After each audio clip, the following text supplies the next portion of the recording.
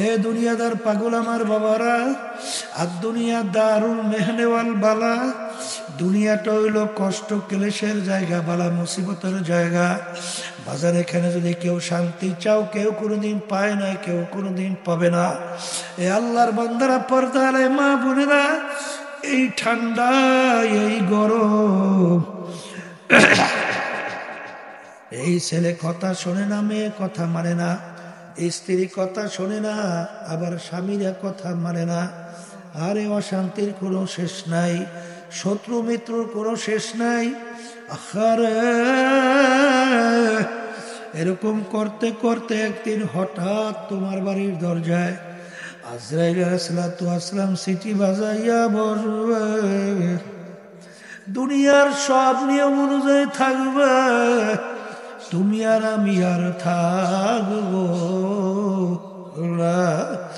এই জন্য আমার ভাইদেরকে বলবো, পর্দালে মা বোনদেরকে বলবো, বাজার দুনিয়া ক্ষণস্থায়ী, আখেরাত হলো স্থায়ী। আমার বাজানদেরকে বলবো, যারা মুসলমান, যারা আল্লাহকে বিশ্বাস করেন, কালিমা পড়ছেন, আখেরাতকে বিশ্বাস করেন, বাজান আল্লাহর হাবিবকে আল্লাহর রসুল হিসেবে মানেন, বাজান সেই বাজানদেরকে বলবো, পর্দালে মা বোনদেরকে বলবো, বাজান ভালো করে চিন্তা ভাবনা কইরা দেখো, দুনিয়া সৃষ্টির পরে যত কিতাব বই পুস্তক দুনিয়াতে আছে, কেউ কোনোদিন চ্যালেঞ্জ হিসেবে বলতে পারে নাই আমার কিতাবে বইতে কোনো ভুল নাই।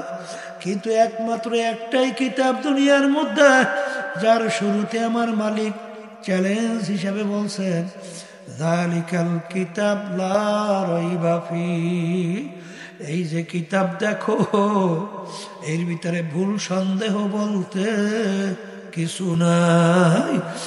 এ কবরের যাত্রীরা, এ পর্দার আড়ালের মা বোনেরা, বাজার যত বৈজ্ঞানিক দার্শনিক দুনিয়ার থেকে গেল, বর্তমানে আছে, যখন কোরআনুল কারীম নিয়ে রিসার্চ করবে, আমি আমার বাজানদেরকে বলবো, পর্দালে মা বোনদেরকে বলবো, যারা মরবেন, কবরে যাবেন, সোজা হইয়া কবরে যাও, মইরা সোজা হইয়া কোনো লাভ হবে না।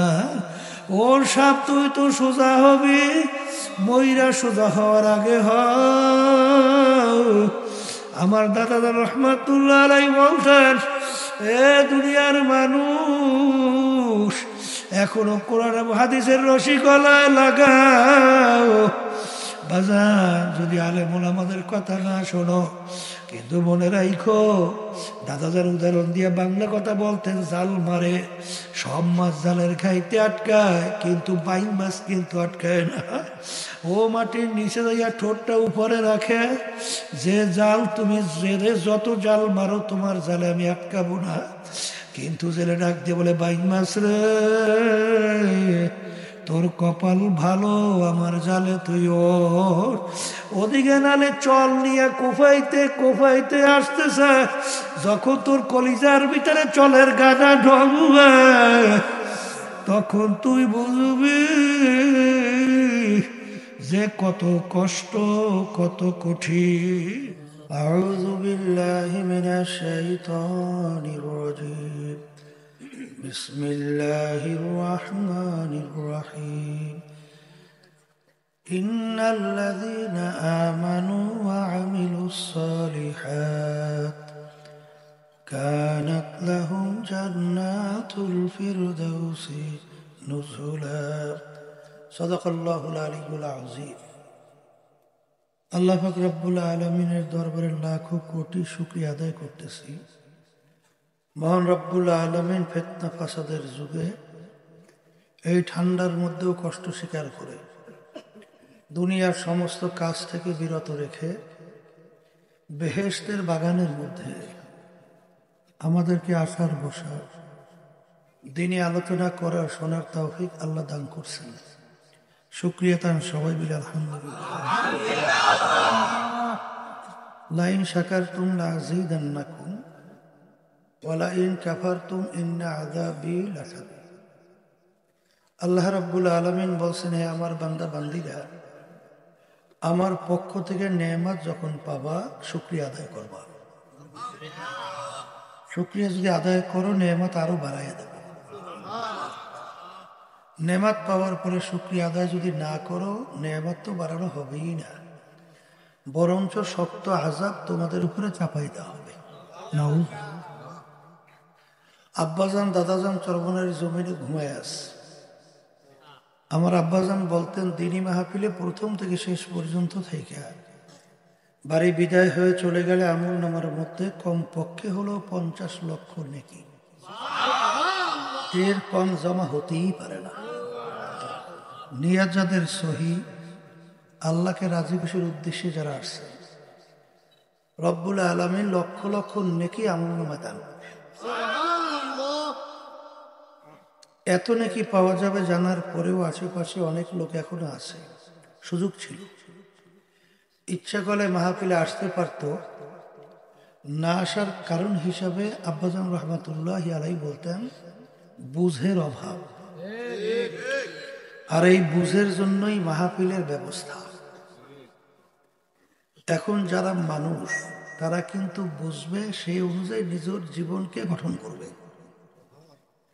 আর মানুষের সুরাতে যারা পশু, আবু জাহাল উতবা সাহেব আবুল আহাব মার্কা, বুঝবেও না, সেই অনুযায়ী নিজের জীবন গঠন করবেও না। কথা ঠিক কিনা? বলছিলাম বুঝবে মানুষ, তাহলে বোঝা গেল মানুষের সুরাত হইলেই মূলত মানুষ হওয়া যায় না। কথা ঠিক কি? কবি এক কথায় বুঝাতে যাইয়া বলছিলেন গর্বা সুরাত আদমে সাবুদে আহমাদো বুদ জেহলাম এক সাবুদ। আল্লাহ রাসূল সাল্লাল্লাহু আলাইহি ওয়াসাল্লামকে দেখতে, আবু জাহালকে দেখতে, হাতের দিক থেকে পায়ের দিক থেকে অঙ্গ কোনো প্রত্যঙ্গে পার্থক্য ছিল? আল্লাহর হাবিবের চক্ষু মোবারক দুইটা ছিল, আবু জাহালের চক্ষু হাত ছিল আল্লাহর হাবিবের দুইটা, আবু জাহালের হাত দুইটা। পায়ের দিক থেকে সমান না ব্যতিক্রম? তাহলে এক কথায় সমস্ত অঙ্গ প্রত্যঙ্গ আল্লাহর হাবিবের সাল্লাল্লাহু আলাইহি ওয়াসাল্লামের বাহ্যিক, যাহা কিছু আবু জাহেলের হুয়া ওইটাই ছিল। কিন্তু আল্লাহ রাসূল সাল্লাল্লাহু আলাইহি ওয়াসাল্লামের নাম শুনলে দুরূদ শরীফ পড়া ওয়াজিব হয়। কি হয়? না পড়লে গুনাহ হয়। আর আবু জাহালুর নাম শুনলে আমাদের জবান থেকে ঘৃণার সূচক শব্দ বের হয়, লানাতুল্লাহি আলাইহি। আল্লাহর গজব ওর উপরে পড়ছে আরো গুনাহ। কথা ঠিক কিনা? আপনাদের সমাজের মধ্যে এক শ্রেণীর মানুষ, তাদের আচার আচরণ ব্যবহার আমল আখলাক এত ভালো, মানুষ তার ব্যাপারে মন্তব্য করে লোকটার চরিত্র ফেরেশতার মতো। কি আছে না নাই? আবার এক শ্রেণীর মানুষ, তার আচার আচরণ ব্যবহার আমল আখলাক চরিত্র এত খারাপ, মানুষ মন্তব্য করে লোকটার চরিত্র কুত্তার চেয়েও খারাপ। আচ্ছা বলেন তো, যার ব্যাপারে বলছে লোকটার চরিত্র ফেরেশতার মতো, আর যার ব্যাপারে বলছে কুত্তার চেয়েও খারাপ, অঙ্গ প্রত্যঙ্গে হাতের দিক থেকে, পায়ের দিক থেকে, চোখের দিক থেকে কি পার্থক্য? বলেন না। যার কথা বলছে ফেরেশতার মতো, তার চক্ষু কয়টা? আর যার কথা বলছে কুত্তার চেয়েও খারাপ, ওর চক্ষু, হাত, পা, অন্য অঙ্গ প্রত্যঙ্গ। তাহলে বোঝা গেল যে মানুষের সুরাত আকৃতি হইলে মানুষ হওয়া যায় না। মানুষ কাকে বলে এটা বোঝার জন্য, বোঝাবার জন্যই মাহফিলের ব্যবস্থা। ঠিক কিনা? আল্লাহ রাসূল সাল্লাল্লাহু আলাইহি ওয়াসাল্লাম বলেন, আলা ওয়া ইন্না ফিল জাসাদি মুদগাহ ইযা সালুহা সালুহাল জাসাদু কুল্লুহু ওয়া ইযা ফাসাদাত ফাসাদাল জাসাদু কুল্লুহু আলা ওয়া হিয়াল কলব। আল্লাহ রাসূল সাল্লাল্লাহু আলাইহি ওয়াসাল্লাম বলছেন, প্রত্যেকটা মানুষের ভিতর আল্লাহ রাব্বুল আলামিন একটা গোশতের টুকরা দান করছে। কি টুকরা? ওই গোশতের টুকরা যার ভালো হয়ে যায়, এক পর্যায়ে ওই মানুষটা ফেরেশতার চেয়েও সম্মানিত। আর ওই গোশতের টুকরা খারাপ হতে হতে এক পর্যায়ে মানুষটা কুত্তা, শিয়াল, শুয়ারের চেয়েও খারাপ হয়ে যায়। আমি বলি নাই, আল্লাহ বলছেন, শুনাইতেছি। কথা ঠিক না বেঠিক? তাহলে গোশতের টুকরার নাম হলো অলপ। গোশতের টুকরার নাম কি? তাহলে এখন মুখস্থ রাখা লাগবে। বলেন যার কলম ভালো, বলেন সে ভালো মানুষ। বলেন যার কলম খারাপ, সে খারাপ মানুষ। এখনই বুঝবেন। এই ওমর ফারুক রাদিয়াল্লাহু তাআলা আনহু প্রথম অবস্থায় কাফেরদের অন্তর্ভুক্ত ছিল না? কথা বলেন। আল্লাহ রাসূল সাল্লাল্লাহু আলাইহি ওয়াসাল্লামকে কতল করার জন্য 100 লাল উট পুরস্কার পাবে। নাউজ তরবারি বের করে আল্লাহর হাবিব কতল করার জন্য রওনা করছে না? কথা বলে। অল্প সময়ের ব্যবধানে এমন পরিবর্তন আল্লাহ কলবে ঘটাই দিয়েছে। ওই তরবারি নিয়েই তিনি সর্বপ্রথম ইসলামের পক্ষে আল্লাহর হাবিব সাল্লাল্লাহু আলাইহি ওয়াসাল্লাম সহ রাজপথে প্রকাশ নারায়ে তাকবীর আল্লাহু আকবার স্লোগান দিয়ে রাজপথে নামছিল। কথা ঠিক? আমি যদি জিজ্ঞেস করি, একটু আগে ওমর রাদিয়াল্লাহু তাআলা আনহু কান ছিল দুইটা, হাত ছিল দুইটা, চক্ষু ছিল দুইটা, এখন ইসলামের পক্ষে যখন নামলো এখন চক্ষু হয়েছে 4টা, এই হাত কি 5টা, পাও কি একই না ভিন্ন? তাহলে কি পরিবর্তন হলো? কলে কলমের পরিবর্তন হয়ে গেছে। কথা ঠিক না বেটি? তাহলে কলমের উপরে ভিত্তি করে মানুষের সম্মান বাড়ে এবং কমে। কথা ঠিক? আর এই কলমের উপরে ভিত্তি করে তার জন্য জাহান্নাম বেহেশত। কথা বুঝেন? কারণ আল্লাহ রাব্বুল আলামিন কোরআন কারীমের ভিতরে বেহেশতে যাওয়ার ব্যাপারে শর্ত লাগাইছেন না? কি শর্ত? ইল্লা মান আতাল্লাহা বিকলবিন সালিম। কে বলছে? আল্লাহ কি বলছে? ভালো সুস্থ পরিচ্ছন্ন কলব ছাড়া আমার পবিত্র জায়গা বেহেশতের মধ্যে হবে না। আসতে কয় তাহলে কলব ভালো করা লাগবে। আসতে বলেন লাগবে। এখন বাজানদেরকে বলবো, পর্দা আলে মা বোনে যারা শুনতেছে, কলব যাদের ভালো তারা কিন্তু আলেম ওলামারা যে দিন কোরআন এবং হাদিস থেকে আলোচনা করে এটা বুঝবে এবং সেই অনুযায়ী চলবে। আর যার আবু জাহাল মার্কা কলব ও বুঝবেও না, সেই অনুযায়ী চলবে। ঠিক না? কলব ভালো খারাপ কিসে হয়? কলবের উল্লেখযোগ্য 10টা রোগ আছে। কয়টা রোগ? এই রোগগুলো কলব থেকে দূর করা লাগবে, তাহলে কলব ভালো হয়ে যাবে। কয়টা রোগ? মুখস্থ একটার নাম তাকাব্বুরি। একার বাংলায় মুখস্থ রেখেন, আমি ভালো আমি বড়। আমি ভালো বলেন আমি বড়, যেটাকে আনানিয়াত বলা হয় তাকাব্বুরি। ওই যে শোনেন না বাংলায় কি কয়? অহংকার বলা আছে না নাই? যে আমি পীরের দিক থেকে বড়, আমি মুফতির দিক থেকে বড়, আমি ইমাম খতিবের দিক থেকে বড়, আমি ওয়াইজিনের দিক থেকে বড়, আমি চেয়ারম্যান মেম্বার এমপি মিনিস্টার ক্ষমতার দিক থেকে বড়, সম্মানের দিক থেকে বড়, টাকার দিক থেকে বড়, বংশের দিক থেকে বড়, সম্পদের দিক থেকে বড়, শিক্ষার দিক থেকে বড়। যার ভিতরে যাররা পরিমাণ তাকাব্বুরি থাকবে, কি পরিমাণ? এই আল্লাহ রাসূল বলেন বেহেশতের ঘেরানো হবে না। কিসের ঘেরা? এক হাদিসের ভিতরে আল্লাহ রাসূল সাল্লাল্লাহু আলাইহি ওয়াসাল্লাম বলে বেহেশতের ঘেরান 500 বছর রাস্তার দূর থেকে পাওয়া যাবে। তাহলে যার ভিতরে যারা পরিমাণ তাকাব্বুর, বেহেশত তো দূরের কথা, ঘেরান যেখানে সেখানেও যেতে পারবে না। কথা ঠিক কিনা? আমি বড় আমি ভালো, এটা বলে আল্লাহ এই তাকাব্বুরি সহ্যই করতে পারে না। আল কেব্র রেদাই, তাকাব্বুরি আমার মালিকের খাস পোশাক, খাস চরিত্র। যেমন উদাহরণ দেখবেন, এই আল্লাহর বান্দারা বুঝার জন্যে ও গ্রাম মাঠে কথা আছে, সত্যমিতে দরকার নাই, নসিয়া বুঝলেন না? বড় বাঘের নাম শুনছেন? Royal Bengal tiger.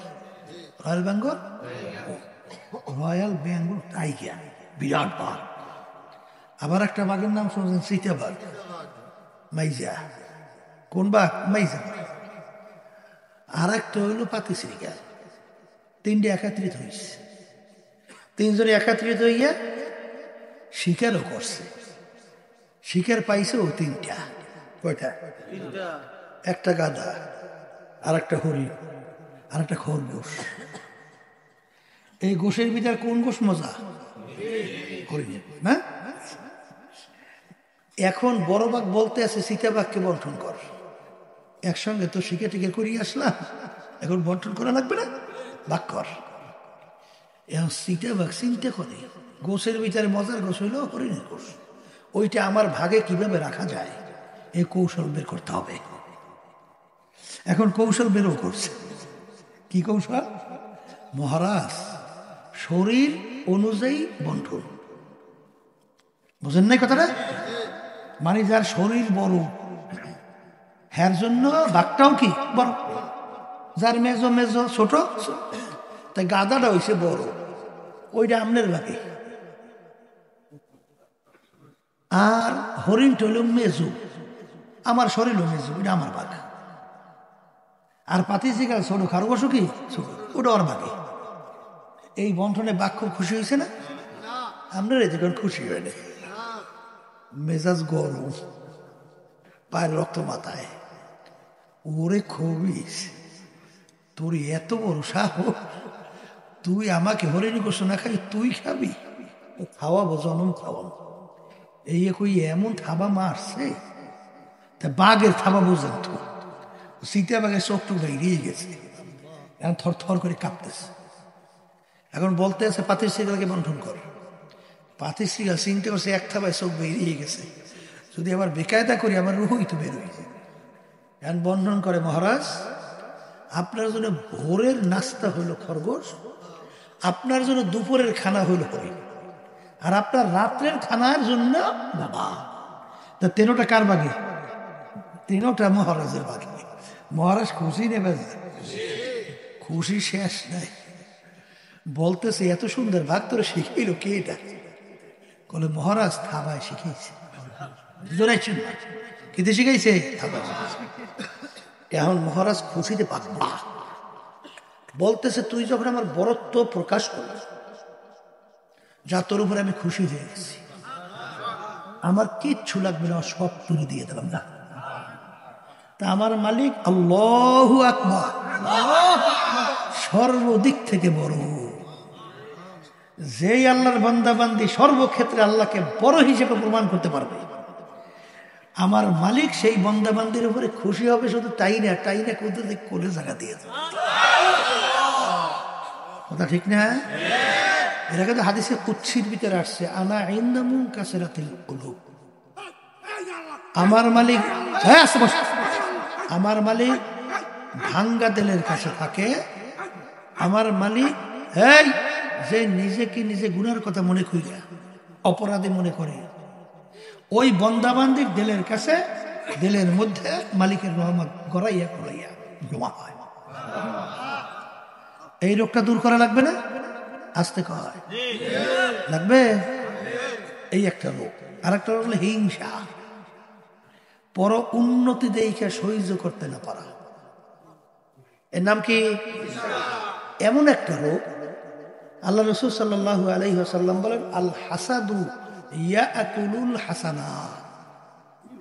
যার ভিতরে হিংসা থাকবে তার সমস্ত নেকি হিংসার আগুনে সব খেয়ে ফেলবে। বলেন তো বাজান, বোঝাই কিন্তু লাকড়ি। আল্লাহ রাসূল সাল্লাল্লাহু আলাইহি ওয়াসাল্লাম উদাহরণ দিয়ে বলেন যে এক পাশ থেকে তুমি যদি আগুন ধরায় দাও, আগুন কি লাকড়ি মোটেও রাখবে? এক পাশে সব সাফা করে দেবে। তা তোমার পাহাড় পরিমাণ নেকি, কিন্তু এক পাশ থেকে যদি হিংসার আগুন ধরাই দিতে পারে, সব তোমার আমল নামা নেকি সে। হিংসা শব্দের অর্থ কি? পর উন্নতি দেখা সহ্য করতে না পারা। বলেন মুখস্থ করে বাজান, হিংসা করে কোনো লাভ হয়? বরঞ্চ নিজের কষ্ট হয়। কথা ঠিক না? ঠিক। আচ্ছা, যে বাতি আল্লাহ জ্বালায় সে বাতি কেউ নিবাইতে পারে? পারে? পারে। বর্তমানে কিন্তু এক সেকেন্ড নিবে রয়েছে, সর্বনাই মোড়ে দেখতেই পারে না। আচ্ছা, সর্বনাই দেখতে পারে না, সর্বনাই কি করে? আপনি সর্বনাইতে একটা বেনমাজি যাওয়ার পরে, এই একটা নামাজি মানুষ যাওয়ার পরে সে কি বেনমাজি হয়ে যায়? বরঞ্চ বেনমাজি গেলে নামাজি হয় না, ভুল বলছি? আচ্ছা, যেই লোকটা আগে খুব দুষ্কৃতির ছিল, দুশ্চরিত্রের ছিল, সে সর্বনাই যাওয়ার পরে ভালো হয় না খারাপ হয়? আচ্ছা, যেই আল্লাহর বান্দাবান্দি পশ্চিমে তার মালিকের সামনে পায় আল্লাহর কুদরতি পায়ে সেজদায় পড়ে নাই, সবরাই যাওয়ার পরে কুদরতি সেজদায় পড়ে কি পড়ে না? তা যাওয়ার পর কি হয়েছে? ভালো হয়েছে। তাই সর্বনাই তুমি দেখতে পারো না কেন? সর্বনাই কি করছে? হিংসা। হিংসা আসতে পান কি? হিংসা। আচ্ছা বলেন, তাই হিংসা করলে সর্বনের কি হয়? কিছু হবে? বরঞ্চ তুমি শেষ হয়ে যাবে। এই হিংসার আগুনের কারণে এই বাংলাদেশ 53 বছর স্বাধীনতার পরেও আমরা যে ঘটনা দেখতেছি, এক কল্পনাও করা যায়? হ্যাঁ, হাজার হাজার মায়ের কোল খালি করা, এই নির্দোষ মানুষগুলোকে জেলে জীবন শেষ করিয়া সংসার শেষ করে দেওয়া, মানুষকে পঙ্গু বানানো, চোখ হারানো, এই কষ্ট অর্জিত সম্পদ সরকারি ফান্ডে জমা হয়, সেই সম্পদ বিদেশে পাচার করিয়া বিভিন্ন কায়দায় পূর্বদেরকে খুশি করার জন্য সব ছাইড়া দেয়। এই আর একটা যেন মাথা উঠাইতে না পারে, এই জন্য যা তা সবই করে। কথা ঠিক না ঠিক? হিংসা। কথা ঠিক কিনা? দেখেন, ইসলামের নিয়ম অনুযায়ী চলা যায়, ব্যক্তি থেকে শুরু করে সর্বক্ষেত্রে শুধু শান্তির বাতাস সর্বত্র চলতে থাকে। আল্লাহ রাসূল সাল্লাল্লাহু আলাইহি ওয়াসাল্লাম মুসলমানদের চরিত্র কি? আল্লাহ রাব্বুল আলামিন কুরআনুল কারীম এর বলেন, আল্লাহ তেলাওয়াত করে শোনান, ওয়ায়ুসিরুনা আলা আনফুসিহিম ওয়ালাউ কানা বিহিম খাসাসা। মুসলমানদের চরিত্র হলো তার নিজের স্বার্থের চেয়ে তার ভাইয়ের স্বার্থের অগ্রাধিকার দেয়। বলেন বলেন বলেন, নিজের স্বার্থের চেয়ে তার ভাই স্বার্থের অগ্রাধিকার দেয়। এই আয়াতের সাথে নজর দেখবে, ইয়ারমুকের যুদ্ধ, এই আবু জহম রাদিয়াল্লাহু তাআলা আনহু, তিনি যুদ্ধের ময়দানে তার চাচাতো ভাই আহত অবস্থায় পড়ে আছে।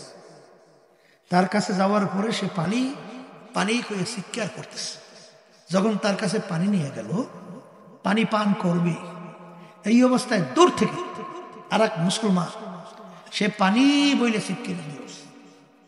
সে পানি পান না কইরে বলতেছে, ভাই তুমি তাড়াতাড়ি আমার ওই ভাইয়ের কাছে নিয়ে যাও, কারণ আমার সে আমার ভাইয়ের পানির বেশি প্রয়োজন। পান করে নাই। দ্বিতীয় ব্যক্তির কাছে যাওয়ার পরে সে পানি পান করবে, হঠাৎ দূর থেকে আরেকজন বলে পানি, বলে আমার সে তার বেশি প্রয়োজন, নিয়ে যাও। যখন নিয়ে গেল, যাইয়া দেখে তৃতীয় আল্লাহর বান্দা, যাইয়া দেখে দুনিয়াতে নাই, শাহাদত বরণ করছে। দৌড়ে আসে দ্বিতীয় ভাইয়ের কাছে এসে, সেও শাহাদত বরণ করছে। দৌড়ে আসে তার চাচাতো ভাইয়ের কাছে এসে দেখে সেও শাহাদত বরণ করছে।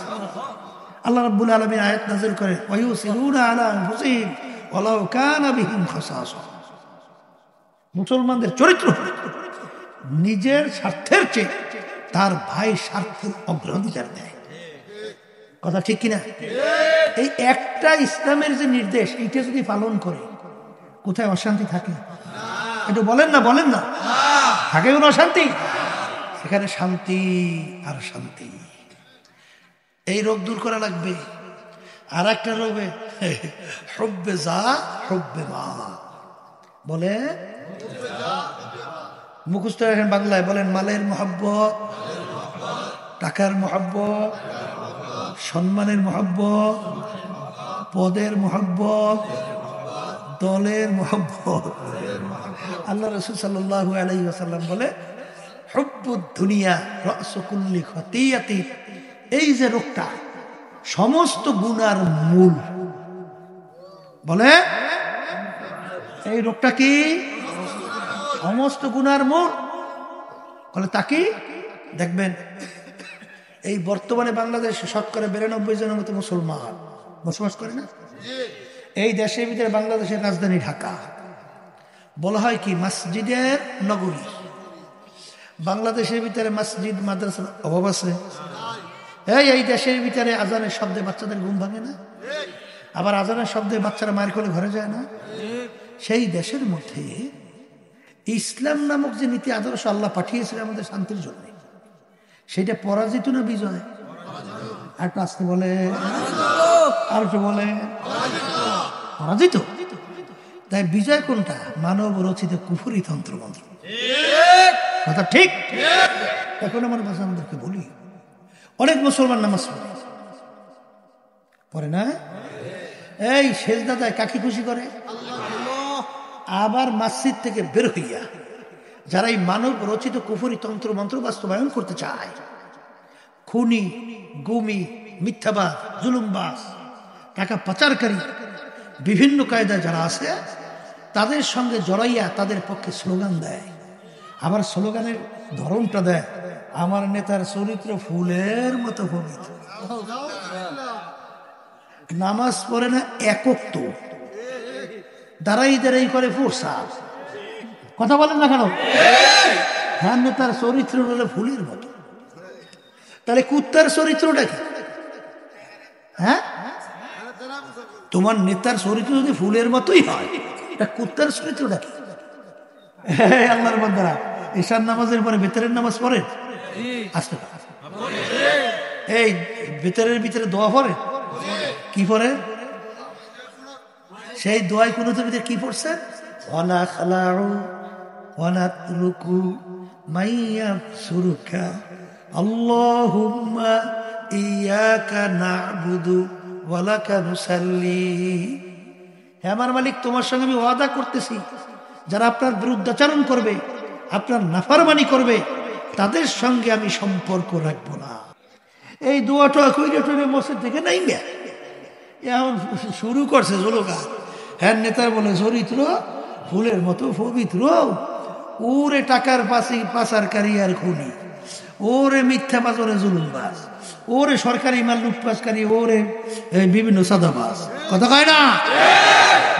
এই স্লোগান দেশু, এর অর্থ কি? মসজিদের কাছে কাকে খুশি করে? আবার বাইরে নাইমা কাকে খুশি করে?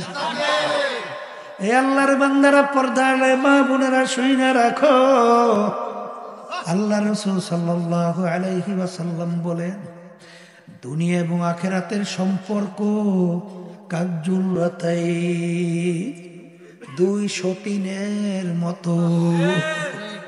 দুনিয়া এবং আখিরাতের সম্পর্ক কি? মুখস্থ করে নামাজ বেশি পড়ে থাকবে না বলে। আচ্ছা বলেন তো, এমন কোন বেটা আছে যেই বেটা তার দুই স্ত্রীকে একসঙ্গে খুশি রাখতে পারছে? আমরা জানা মতে নাই, আপনাদের আছে কিনা জানি না, আছে। আবার পুরুষ তো দুই স্ত্রী, সবাই তো এক কায়দে ভালোবাসত, মুসিবত না। এরপরে একজনের পাক শাক খুব ভালো, এখন পাক শাক তো তারটা খুব পছন্দ করে খায়। এখন আর একজনে চিন্তা করছে যে ওর পাক শাকে তো পছন্দ করছে, খাওয়াবো আর কায়দা মতো, বলছেন আমার বরিশালিয়ারা, খাওয়াবো কায়দা মতো। তো ও তো পাক চড়াইছে ঠিক মতো, ফাঁকে যাইয়া ওই দ্বিতীয় কতগুলো নুন তরকারির মধ্যে দিয়ে সরে গেছে, বুঝছেন। এখন খাইতে বসে, এখন তো নুনের কাটা এমন মুখে দিলে মুখ জিভে পুড়িয়ে যাওয়ার পালা। এখন বুঝছে ঘটনা কোন জায়গায় হয়েছে, বুঝলেন নাই? এখন কলে আজকে তরকারি এত সুস্বাদু হয়েছে, এখনো শেষ নাই। তখন সেই নুন দেশে দৌড়িয়েছে, আজ খুব সুন্দর হয়েছে বলে, হ তাই খাইতেন ভালো করিয়া, যদি একটু নুন না দিতাম তাহলে ভালো করে খাইতেন।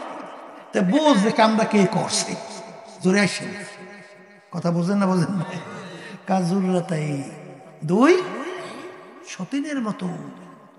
আল্লাহ রাসূল সাল্লাল্লাহু আলাইহি ওয়াসাল্লাম বলে, কেউ যদি আখিরাতকে খুশি করো, দুনিয়া বেজার হবেই হবে।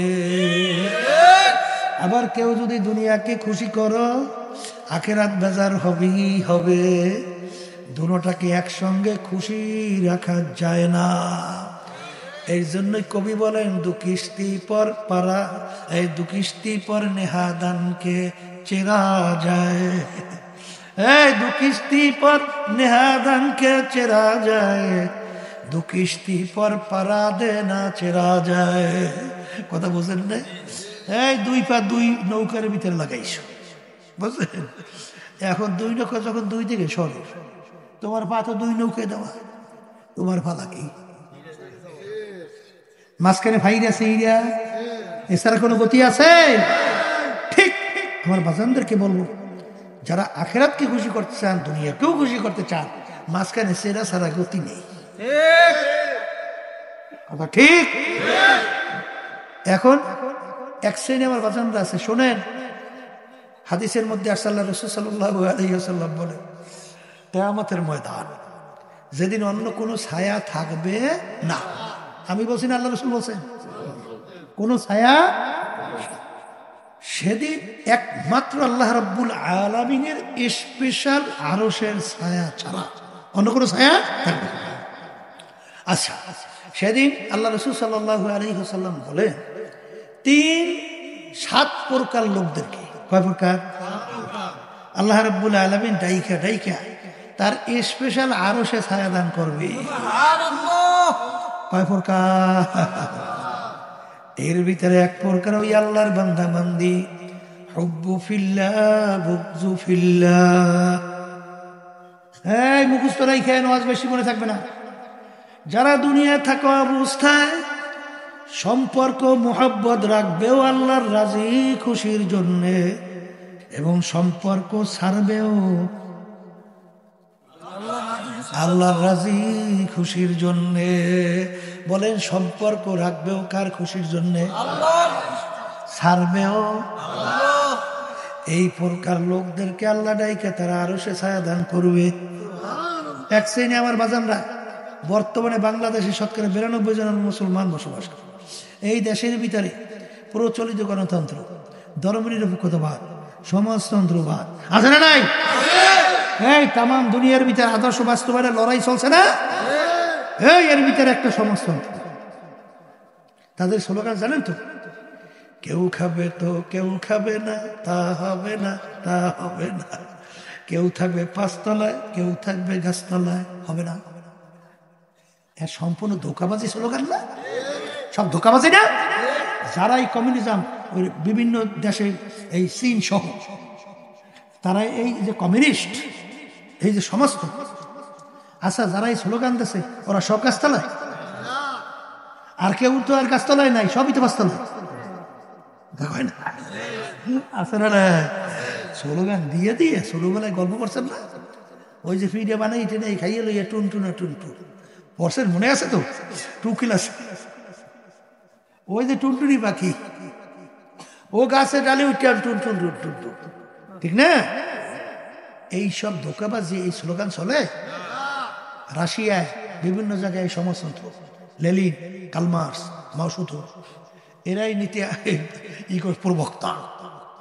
এই লেনিনের মূর্তি পরিয়ে দেখেন ইতিহাস, ক্যারেন দিয়া উঠাইয়ে তারপর বঙ্গোপসাগরে, মানে সাগরে নিক্ষেপ করছে। কারণ এই নীতি আদর্শ অনুযায়ী শান্তি তো নাই, অশান্তির শেষ ফেল। নীতি কি? আর একটা নীতি আদর্শের নাম প্রচলিত গণতন্ত্র। এর পূর্বাক্তা কেটা তা জানে? আমেরিকার প্রাক্তন প্রেসিডেন্ট আব্রাহাম লিঙ্কন। তিনি এই প্রচলিত গণতন্ত্রের থিওরি দিছিল, government of the people, by the people, for the people. তিনি এক কথায় বুঝাতে চায়, সমস্ত ক্ষমতার মালিক জনগণ। এই নীতি আদর্শ বাংলাদেশের ভিতরে বাস্তবায়নের জন্য বিএনপি চেষ্টা করে না? আসতে চায় না? চায় তারা এই প্রচলিত গণতন্ত্র চায় না? জাতীয় পার্টি, ওই আওয়ামী লীগ চায়। কথা ঠিক না? ঠিক। এই মানব রচিত তন্ত্রমন্ত্র, ঠিক? আমি বাজানদেরকে বলবো, এই নীতি আদর্শ শান্তি আছে? আসতে পারে। যদি শান্তি থাকতো, সংক্ষেপে বলি, তাম দুনিয়ার মধ্যে, এটা প্রবক্তা আমেরিকা, সে আমেরিকার মধ্যে যত বেশি আত্মহত্যা হয়, সেই দেশটার নাম হলো আমেরিকা। আমি বলছি না? ঠিক বলছি? আচ্ছা বলেন তো, আত্মহত্যা পথ যাদের ঈমান নাই কখন বাঁচে? যখন অশান্তির চরম পর্যায়ে পৌঁছে যায়। যাদের ঈমান নাই তারা কিন্তু যখন আত্মহত্যার পথ কিনে বেছে নেয়। তাইলে যদি তোর এই নীতি আদর্শের মাধ্যমে শান্তি আসে, তাহলে তো প্রথম দেখতাম আমেরিকায়। আসতে কয়, তাহলে ওখানে যে অশান্তি রাখুন ধাউ ধাউ করিয়া চলছে। এই কি গণতন্ত্র? আজকে ফিলিস্তিন নিরীহ আমার ভাইদেরকে, আমার মাদেরকে, আমার মায়ের কোলে দুধ পানকারী বাচ্চাটাকে এইভাবে সহযোগিতার মাধ্যমে বোমা দিয়া হাজার হাজার আমার মা বোনদেরকে, বাচ্চাদেরকে মাইরা ফেলায়, তাম দুনিয়া অশান্তির আগুন জ্বালাইয়ে রাখে। এই নীতি আদর্শ শান্তি আসে? আসতে কয় ধর্মনিরপেক্ষতাবাদ, যেটা বাস্তবায়ন করতেছে আওয়ামী লীগ, কয় না ধর্মনিরপেক্ষ? কোথা থেকে নিয়ে আসে তা জানেন তো? বলেন ভারত থেকে। আসছিল ভারত থেকে, গেছেও কোথায়?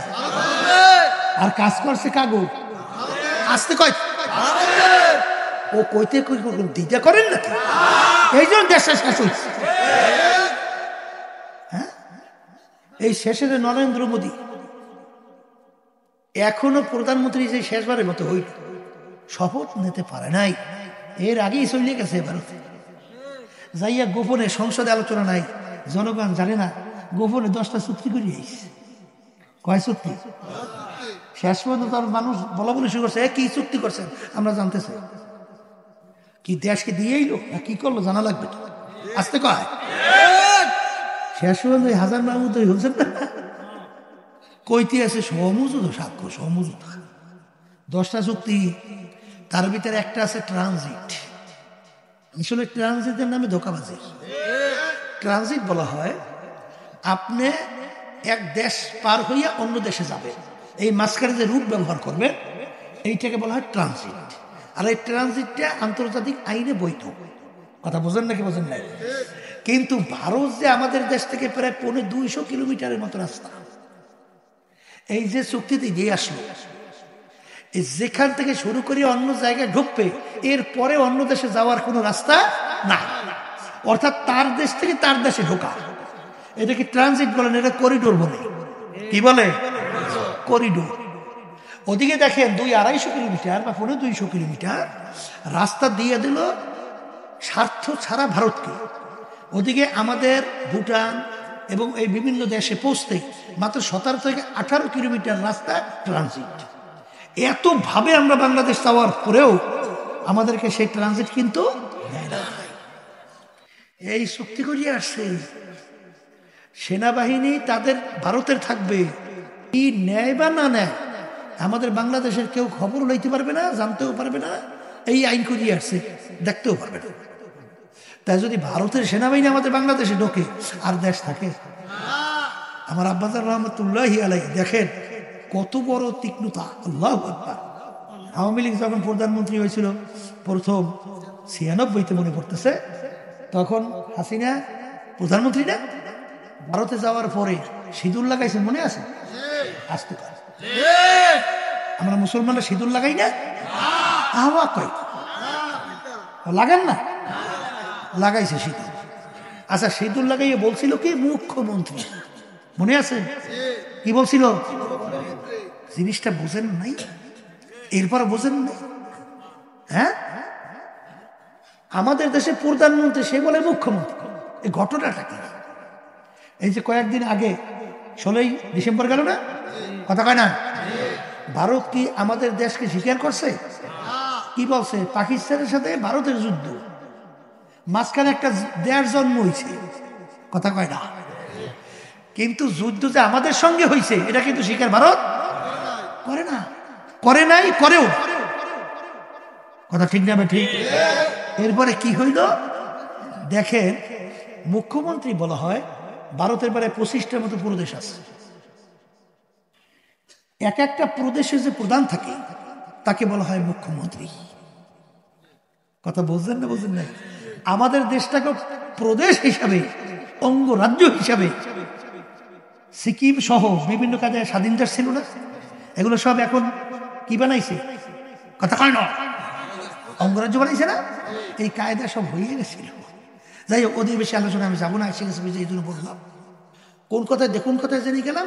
ও হব্বুদ দুনিয়া রাসুকুল্লি খতিয়াতি, যেই কথা বলতে চাইছিলাম যে হুব্বু ফিল্লাহ বুগযু ফিল্লাহ। মোহাব্বত রাখবে কার জন্যে?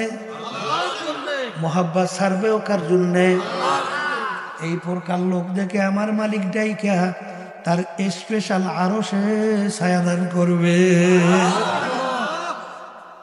এ কবরের যাত্রীরা, আল্লাহর বান্দারা, পর্দার আড়ালের মা বোনেরা, কিয়ামতের ময়দানে যেদিন কোনো ছায়া থাকবে না, একমাত্র আমার মালিকের আরশের ছায়া।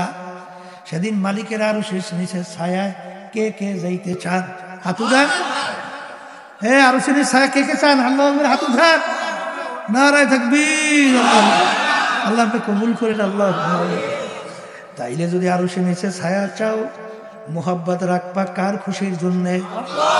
তাইলে তুমি যদি মানব রচিত সমস্ত ক্ষমতার মালিক এইটা যারা বাস্তবায়ন করতে চায়, এদের সঙ্গে যদি তুমি সম্পর্ক রেখে দল করো, আল্লাহর খুশির জন্যই তো করো। হ্যাঁ, আল্লাহ খুশির জন্য করেন না? কই কি তাহলে আল্লাহর খুশির জন্য না হয়, তাহলে আলোচনায় ছায়া পাও?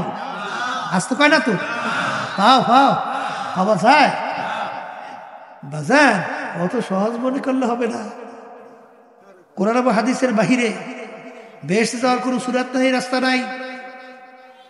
আমাদের উপর অনেক সময় শুনলে অনেকে কষ্ট পান, কিন্তু কষ্ট পাইলে আমরা কি আল্লাহ এবং আল্লাহ রাসূল যা বলছেন বলবো না? আসতে হ্যাঁ, আপনি মানবেন কিনা সেটা তো আমাদের বিষয়, কিন্তু আমাদের বলতে হবে।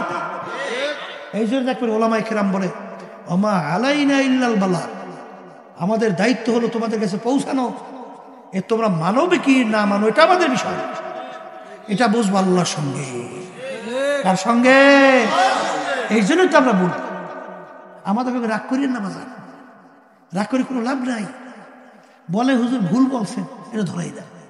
আর যদি ভুল না বলি, দুনিয়ার জিন্দেগি কিন্তু একটাই। বলেন কয়টা? কবরের যাত্রীরা দুনিয়ার যে কোনো কাজে 5 বার যদি তুমি ঠগো, আবার ওই কাজের ভিতরে চেষ্টা করলে জিতবার আশা আছে না নাই? কিন্তু একবার যদি কবরে যাইয়া কেউ ঠগো,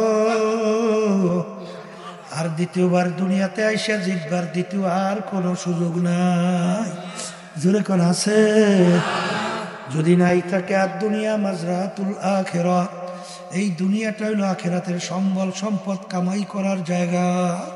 হে বড়লোক আমার বাবারা, হে ধনী আমার বাবারা, হে ক্ষমতা সম্পন্ন আমার বাবারা, হে সম্মানিত আমার বাবারা, হে শিক্ষিত আমার বাবারা, মনে করছো আমরা হুজুররা কিছু বুঝি না। বাজান বইজা শূন্যায় কিন্তু টুপি মাথায় রাখছি, আল্লাহু আকবার সুন্নাত তরিকায় দাঁড়িয়ে রাখছি। বাজান 3.5 হাত বডি সুন্নাত তরিকায় সাজাবার আল্লাহর বাজারে চেষ্টা করি, আল্লাহর হুকুম নবীর তরিকা অনুযায়ী চলার চেষ্টা করি। কারণ ভালো করে চিন্তা ভাবনা কইরা দেখলাম, দুনিয়া কিন্তু ক্ষণস্থায়ী। বাজানরা কেমন ক্ষণস্থায়ী? যার যত বয়স হয়েছে একটু পিছনের দিকে তাকাইয়া দেখে, মনে হয় যেন সব কালকের ঘটনা। ল্যাংটইয়া দৌড়াদৌড়ি করছিলাম, এখনো মনে পড়ে কি পড়ে না? ওদিকে এখন আয়নার সামনে যখন চেহারার দিকে তাকাই, দেখি কালা দাড়িগুলা পাইকা সাদা হওয়া শুরু করলো, দাঁতগুলা পইরা বোকরা হইয়া গেল। আরে কত মানুষ নিয়ে একসঙ্গে বাজার করলাম, কত চায়ের টেবিলে চা খাইলাম, গল্পের টেবিলে গল্প করলাম। এখন বাজারে যাইয়া দেখি সেই লোকগুলাকে আর বাজারে দেখা যায় না। চায়ের টেবিলেও নাই, গল্পের টেবিলেও নাই। মন কি বুঝরে, মন এমন একদিন আসবে দুনিয়ার সব কার্যক্রম তার নিয়ম অনুযায়ী চলতে থাকবে, কিন্তু তুমি আর আমি থাকবো না। বাজার কিয়ামতের ময়দান একজন আর একজনকে জিজ্ঞাসা করবে, ভাই আমরা দুনিয়ার ভিতরে কতদিন ছিলাম? কামলা বিছনা, আমরা দুনিয়ায় কতদিন ছিলাম? একজনে বলবে লাবিসনা ইয়াওমান আও বাযা ইয়াওম, একদিন অথবা একদিনের কিছু অংশ ছিলাম। আর একজন বলবে না না, ফাসআলিল আদি, আরে যে হিসাব রাখছে তার কাছে জিজ্ঞাসা করো আমরা দুনিয়ার ভিতরে কতদিন ছিলাম। আমার তো মনে হয় ঘরের এক দরজার থেকে ঢুকলাম, অন্য দরওয়াজা থেকে বের হয়ে আসলাম, ঢুকলাম বের হলাম, এইটাই তো আমার কাছে মনে হয়। এ দুনিয়াদার পাগল আমার বাবারা, আর দুনিয়া দারুল মেহনে ওয়াল বালা, দুনিয়াটা হইল কষ্ট ক্লেশের জায়গা, বালা মুসিবতের জায়গা। বাজার এখানে যদি কেউ শান্তি চাও, কেউ কোনোদিন পায় না, কেউ কোনোদিন পাবে না। এ আল্লাহর বান্দারা, পর্দা আলে মা বোনেরা, এই ঠান্ডা, এই গরম, এই ছেলে কথা শোনে না, মেয়ে কথা মানে না, স্ত্রী কথা শোনে না, আবার স্বামীরা কথা মানে না। আরে অশান্তির কোনো শেষ নাই, শত্রু মিত্রর কোনো শেষ নাই। আরে এরকম করতে করতে একদিন হঠাৎ তোমার বাড়ির দরজায় আজরাইল আলাইহিসসালাতু ওয়াসসালাম সিটি বাজাইয়া বসবে। দুনিয়ার সব নিয়ম অনুযায়ী থাকবে, তুমি আর আমি আর থাকবো না। এই জন্য আমার ভাইদেরকে বলবো, পর্দালে মা বোনদেরকে বলবো, বাজার দুনিয়া ক্ষণস্থায়ী, আখেরাত হলো স্থায়ী। আমার বাজানদেরকে বলবো, যারা মুসলমান, যারা আল্লাহকে বিশ্বাস করেন, কালিমা পড়ছেন, আখেরাতকে বিশ্বাস করেন, বাজান আল্লাহর হাবিবকে আল্লাহর রসুল হিসেবে মানেন, বাজান সেই বাজানদেরকে বলবো, পর্দালে মা বোনদেরকে বলবো, বাজান ভালো করে চিন্তা ভাবনা কইরা দেখো, দুনিয়া সৃষ্টির পরে যত কিতাব বই পুস্তক দুনিয়াতে আছে, কেউ কোনোদিন চ্যালেঞ্জ হিসেবে বলতে পারে নাই আমার কিতাবে বইতে কোনো ভুল নাই। কিন্তু একমাত্র একটাই কিতাব দুনিয়ার মধ্যে, যার শুরুতে আমার মালিক চ্যালেঞ্জ হিসেবে বলছেন, যালিকাল কিতাব লা রাইবা ফীহ, এই যে কিতাব দেখো, এর ভিতরে ভুল সন্দেহ বলতে কিছু নাই। এ কবরের যাত্রীরা, এ পর্দার আড়ালের মা বোনেরা, বাজার যত বৈজ্ঞানিক দার্শনিক দুনিয়ার থেকে গেল, বর্তমানে আছে, যখন কোরআনুল কারীম নিয়ে রিসার্চ করবে, আমি আমার বাজানদেরকে বলবো, পর্দালে মা বোনদেরকে বলবো, যারা মরবেন, কবরে যাবেন, সোজা হইয়া কবরে যাও, মইরা সোজা হইয়া কোনো লাভ হবে না। ওর সাপ তুই তো সোজা হবি, মইরা সোজা হওয়ার আগে হও। আমার দাদা রহমাতুল্লাহ আলাইহি বলতেন, এ দুনিয়ার মানুষ, এখনো কোরআন হাদিসের রশি গলায় লাগাও। বাজান যদি আলেম ওলামাদের কথা না শোনো, কিন্তু মনে রাখো, দাদাজার উদাহরণ দিয়ে বাংলা কথা বলতেন, জাল মারে, সব মাছ জালের খাইতে আটকায়, কিন্তু বাইন মাছ কিন্তু আটকায় না। ও মাটির নিচে যাইয়া ঠোঁটটা উপরে রাখে, যে জাল তুমি জেলে যত জাল মারো, তোমার জালে আমি আটকাবো না। কিন্তু জেলে ডাক দিয়ে বলে, বাইন মাছ রে, তোর কপাল ভালো, আমার জালে তুই ওর। ওদিকে নালে চল নিয়ে কোফাইতে কোফাইতে আসতেছে, যখন তোর কলিজার ভিতরে চলের গাদা ঢলবে, তখন তুই বুঝবি যে কত কষ্ট, কত কঠিন। আর এখন ওলামায়ে কেরামদের কথা মানো, যদি না মানো, আমার মালিকের হুকুম অনুযায়ী, সালাতু ওয়াস সালাম মাওলার হুকুম অনুযায়ী তোমার পিছনে হাত পাইতা দাঁড়াইয়া আছে। আর যদি মালিকের হুকুম না মাইনা, যদি বিছানার ভিতরে পেট খেলা মৌতের বিছানায় ভাসাও, আমার মালিক বলবে, আজরাইল, বন্দা বান্দি আমি বড় শখ কইরা বানাইছিলাম, ওরা আমার হুকুম, আমার নবীর তরিকা অনুযায়ী চলবে, আমি ওদের জন্য এমন মেহমানখানা বানাইছি, যেই মেহমানখানা একবার যদি ঢোকে, আর কোনোদিন বের করা হবে না। ওই বেহেশত কেমন সুন্দর, কেমন শান্তির জায়গা। আল্লাহর হাবিব বলেন, কেউ কোনোদিন দেখে নাই চোখে, কেউ কোনোদিন কানেও শোনে নাই, পরিকল্পনাও হয় নাই, তার চেয়েও সুন্দর। কিন্তু আজরাইল আমার সমস্ত নেয়ামত ভোগ করলো, স্বাধীনতা পাইয়া ধরাকে সরা জ্ঞান মনে করে নাই, যা মনে করে তা করছে। আমি স্বাধীনতার ভিতরে কিছু করব না।